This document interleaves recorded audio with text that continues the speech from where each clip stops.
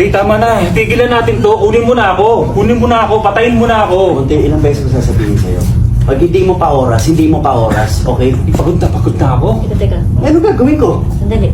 Diba? Problema mo na yun, Monte. Trabaho mo yan eh. Sandali. Trabaho ko yun. Trabaho ko yun. Pero ako yung sasabihin ko. Eh, ba't kinuha mo yung mga pamilya ko? Kuya Monty. Kuya. Trabaho ko nga to, diba? Trabaho Kuya lang, Ki. Monte. Kuya Ki, ano ba? Ano, kasimple lang naman yun eh. Kuya Monty, Kung tumigil. simple, sa kakulitan mo, Kuya Ki. kahapon pa kita pinatay. Kuya Ki. Kasi na, kasi Kuya mo na ako. Monty, ano ba? Hindi nga pwede. Hoy! Nakakaintindi ka ba, Monte? Hindi pwede. Putya, ano ba? Nag-aaway pa kayo, laki-laki nyo na! Sinabigyan ko kayo ng isang kitsilyo! Mag-aaway kayo!